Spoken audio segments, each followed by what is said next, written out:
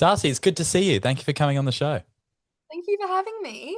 Now, I'm a big fan of your music, and one of the things I love most about your music is that it captures that feeling of driving at night. You know, you've got the windows down, you're lost in thought, and you're really just you're in your own world. And whether you're listening to Doomsday or Hounds. So I'd love to know from you, what's that ultimate night drive song by another artist that always hits home for you? Oh, that is such a good question. Um, right now it's In the Rain by Addison Rae. Hmm. It's off her new album that She's just having a came moment. out that I'm Yeah. obsessed with. Hmm. And that song I'm obsessed with. It's like the perfect like level of melancholy and like windows down ability. Yeah. If that Yeah. can be turned into a mood. That's a song that I've been like reaching for when I'm like in the car at night. Sure. Windows down, just screaming the lyrics. Yeah. Having a good time.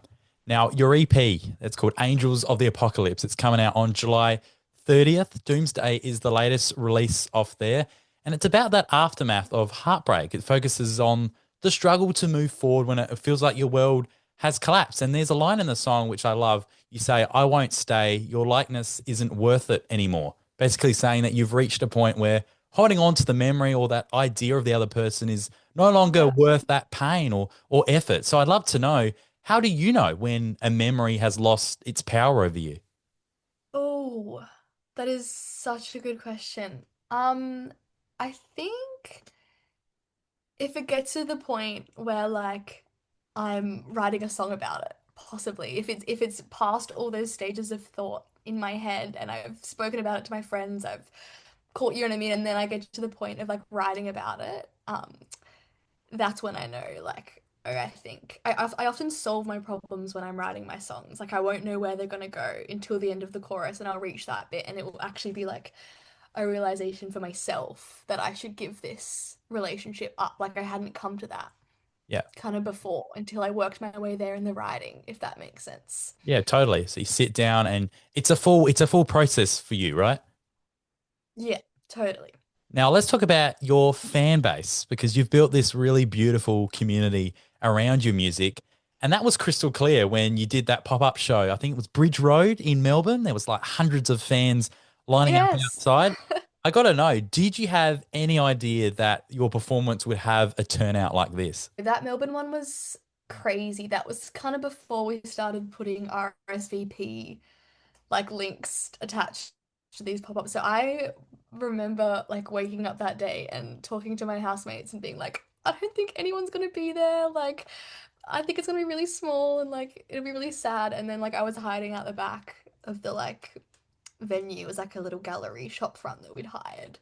And like someone like came in and told me they were like, no, no, no, like people can't get in already, and it's like half an hour before you Wow. play, and it was just yeah, it was crazy when I drove and like arrived, I had to like duck down in the car because there was a line around the Yeah. block With the at a duck. full Yeah. Hannah Montana moment. It was yeah, it was literally insane. I don't have any words for like how that Wow. felt, Do really. you remember like the first fan that approached you when you're first starting out with your music?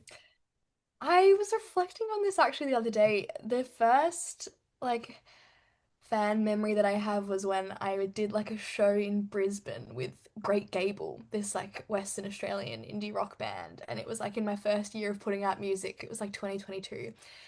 And these like two young girls came up to me after the show and said, "We just came to see you. Like we didn't know who Great Gable were." And to me, like Great Gable was so famous. I was like, "That's crazy if you just came for me." And then after that, I probably didn't have an experience like that again for like a while. It took building my own kind of thing to then like find more of those people for sure. But yeah, I remember that moment so clearly. It was so amazing.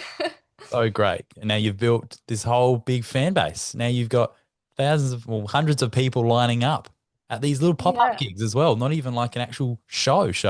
No, I Yeah. know. That's what's been so amazing. I think like the pop-ups have really like strengthened like my connection with them and their connection with me, and it's like made us all more of a community, I think. Like proper shows are amazing and like I can't wait to go on tour and do that. But pop-ups, they let you like actually talk to everybody and understand where they've come from and understand what it is about you that, has brought them there and vice versa. Like I get to learn what they look like, who they are, how old they are. You know what I mean? Like it's just good for both sides to understand each other.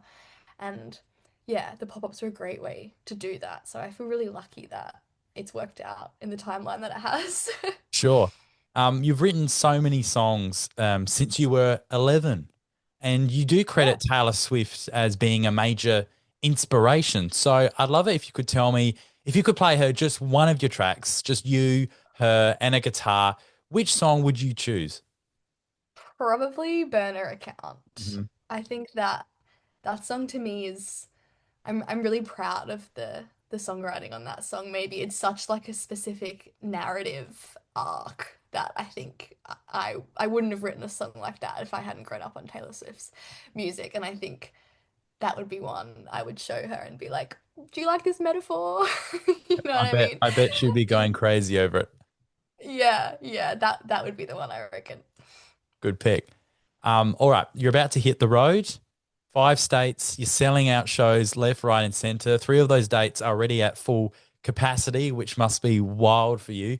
But when you do look into the crowd and spot someone who's singing every word, who's maybe even shedding a few tears, do you ever wonder what heartbreak or hope brought them there on the night? Yeah, I mean, I think like music is such a beautiful thing because people can imprint their own experiences onto your experiences, essentially. That's what's so amazing about music is that like I can be listening to a song that is so specifically written about the artist's life, but I, project my own experiences onto it. And that's why I think we connect so deeply with artists because they end up being like a talisman of like our own feelings and they can put words around things that we can't. And so I've experienced that at so many concerts. Like that's the, you know, beautiful spiritual nature of like going to a gig is that like emotional catharsis. So like when I see someone having that experience at my show, it's like